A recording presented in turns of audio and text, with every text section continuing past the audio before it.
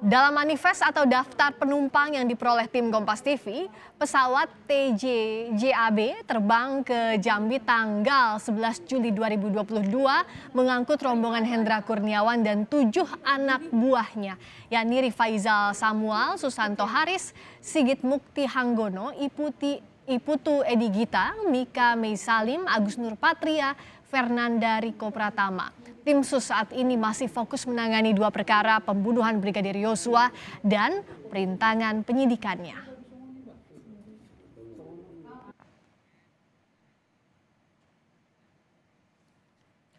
Saudara, selain kasus pembunuhan berencana Brigadir Yosua, perintangan penyidikan serta pelanggaran kode etiknya, penggunaan jet pribadi oleh anak buah Verdi Sambo jadi sorotan karena berpotensi gratifikasi. Sudah bergabung bersama Kompas Petang narasumber pengamat penerbangan Alvin Lee dan Ketua Indonesia Police Watch Sugeng Teguh Santoso. Selamat petang Bapak-Bapak. Selamat petang Mbak Priska. Selamat petang Mbak. Selamat sore Pak Alvin. Selamat petang Pak Sugeng. Pak Sugeng, kalau ini kan IPW ini yang pertama kali mendorong agar diusut soal jet pribadi. IPW mengapa menganggap penting ini didorong sampai ke gratifikasi dugaan pidananya? Isu gratifikasi ini sebetulnya dalam bingkai besar perlindungan terhadap perjudian, ya. IPW kan yang pertama melansir bahwa ada dugaan praktek perlindungan perjudian oleh oknum polisi. Kemudian beredarlah skema tentang Konsorsium 303 ya. Skema itu menjadi perbincangan. Nah, IPW mendorong supaya skema tersebut tidak hanya menjadi perdebatan hoax atau bukan, tapi didalami oleh Polri. Dan kemudian Pak Kapolri kan berjanji akan menyelidiki. Nah, IPW kemudian selanjutnya mendapatkan informasi dugaan adanya konsorsium 303 ini membiayai sewa pesawat yang digunakan oleh Brigjen Polisi Hendra.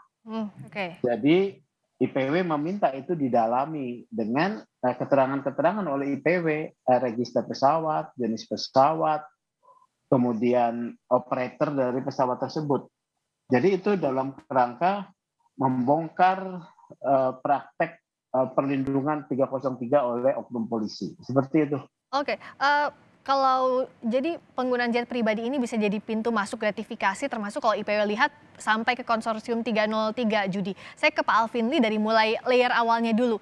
Ini dimiliki oleh siapa? Nah, mungkin bisa dijelaskan secara sederhana juga untuk publik Pak Alvin. Untuk kepemilikan misalnya atau penyewaan jet pribadi, bisakah ditelusuri dari siapa ke siapa, pribadi siapa ke pribadi siapa, atau yang bisa dilacak hanya perusahaannya saja?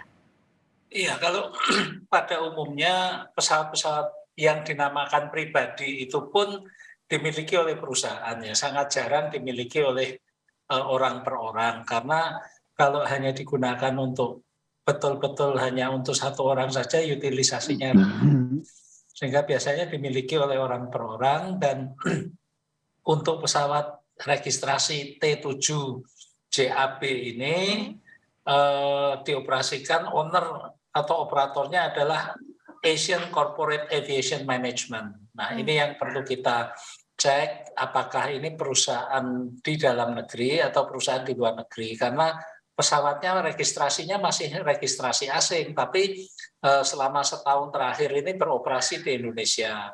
Ini kan tidak lazim lah, biasanya yang dioperasikan di Indonesia itu berregistrasi Papa Kilo gitu. PK begitu ya Pak ya? Ya, betul. Nah, ini tidak lazim. Bisakah diusut kalau misalnya tadi kata Pak Alvin Lee tidak lazim kalau misalnya dioperasikan di dalam negeri padahal nomor registrasinya nomor registrasi luar. Bagaimana menelusurinya? Dalam kasus-kasus tertentu bisakah Polri masuk ke sini untuk mengetahui siapa yang mengoperasikannya atau pribadi mana yang berada di balik ini Pak Alvin? Oh, sangat bisa ya. Jadi dalam hal ini Polri, Kejaksaan Agung, Pengadilan bisa memberikan perintah untuk perusahaan pemilik pesawat tersebut membuka siapa penyewanya, data-data lain termasuk kapan pesannya, kontak personnya siapa, pembayarannya bagaimana, itu aparat penegak hukum tentunya punya kewenangan tersebut. Bisa, Mbak? Oke, saya ke Pak Sugeng. Kalau tadi ada pintu masuknya bisa telusuri dari awalnya siapa saja yang berada di belakangnya. IPW melihatnya diselesaikan dari mana dulu? Karena kan bicara layer pidana ini kita harus hati-hati membukanya begitu ya Pak Sugeng ya. Gratifikasinya dulu kah? Ataukah tadi bicara soal konsorsium judinya dulu kah? Sementara di sisi lain juga sekarang kan perintangan penyidikan dan pembunuhan juga masih diisidik oleh polisi. Jadi dimulai dengan membuka penyelidikan ya. Membuka penyelidikan dengan meminta keterangan para pihak ya yang disebut tadi ya, keterangan dari pengelolanya, kemudian anggota polisi yang berangkat ya, kemudian juga operator maksud saya PT ACAM tadi, kemudian dari sana kalau sudah ada satu proses bukti awal, ya bisa dilakukan meningkatkan penyidikan, ada upaya paksa ya, ada upaya paksa dengan meminta membuka siapa yang membayar atau memfasilitasi penerbangan tersebut. Itu bukan sesuatu yang sangat sulit ya. Meskipun tadi di luar yang mengoperasikannya bukan di dalam negeri, tapi sangat bisa begitu Pak Sugeng. Bisa, itu operatornya di Indonesia kok, PT lokal ada. Oke, nah kalau dari agar mudah juga dipahami Pak Sugeng, bagaimana agar kerja polisi ini bisa bisa kita tahu bahwa SOP ini yang dilanggar yang mana? Karena bicara soal etik dan pidana kan saling berurutan, batasan boleh atau tidaknya polisi menggunakan jet pribadi sebenarnya seperti apa sih Pak Sugeng? Ya, sebut gratifikasi itu kan adalah penerimaan fasilitas ya, barang, uang, potongan harga untuk yang diketahui berpotensi seorang aparat negara mempengaruhi kewenangannya. Itu sudah sangat jelas. Tinggal diperiksa saja, dimintai keterangan. Kalau udah cukup bukti, dan tingkatkan penyidikan sebagai satu perkara tersendiri, ya.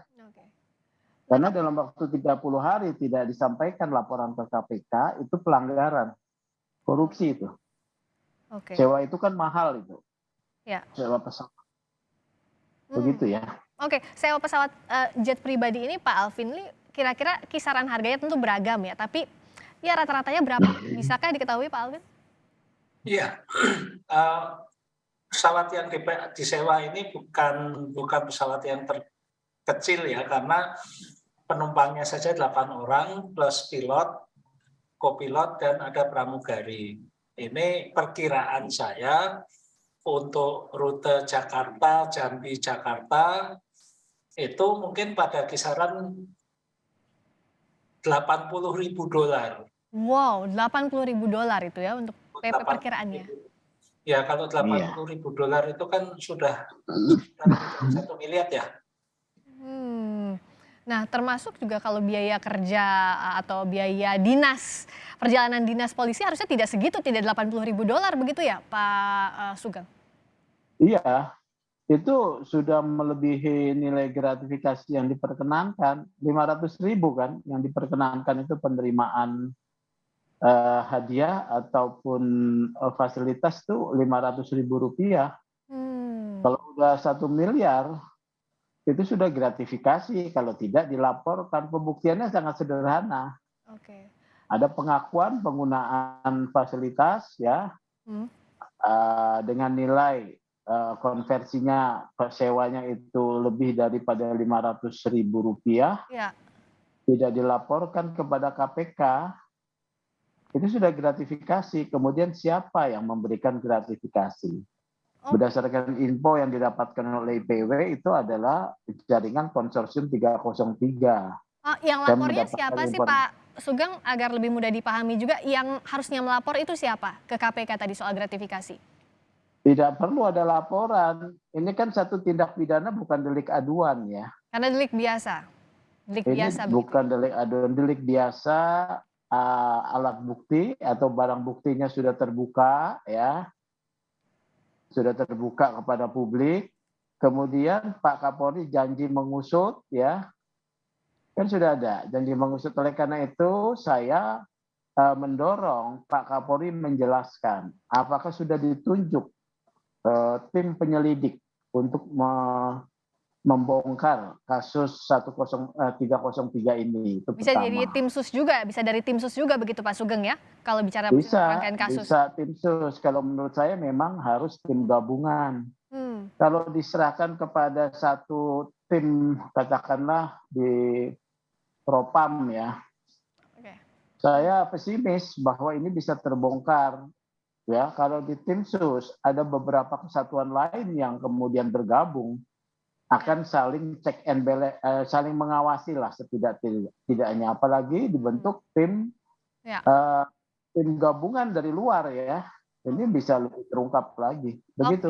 Kalau dari Pak Alvin untuk penelusurinya taruhlah kalau pengakuan itu biasanya sulit, tapi kan yang kita cari adalah bukti. Misalnya manifest saja, siapa yang bisa bertanggung jawab atau bagaimana polisi bisa mengeceknya paling mudah kemana begitu?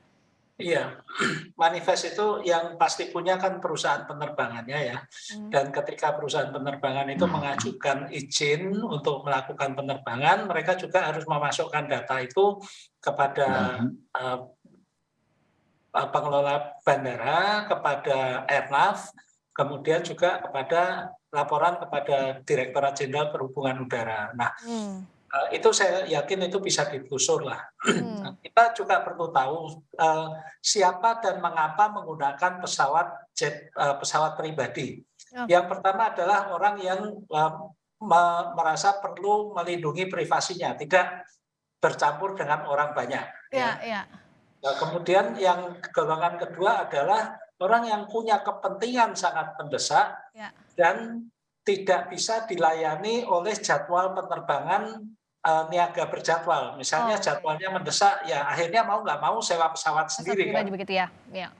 Untuk hal ini kita perlu lihat apakah ini memang ada keperluan yang sedemikian mendesak dan mendadak sehingga tidak bisa mengandalkan layanan pesawat niaga berjadwal, atau aspek privasinya di sana yang supaya tidak bercampur dengan penumpang umum. Kemudian juga penyewaan pesawat ini kalau memang dalam rangka tugas mestinya kan ada surat dinas ya.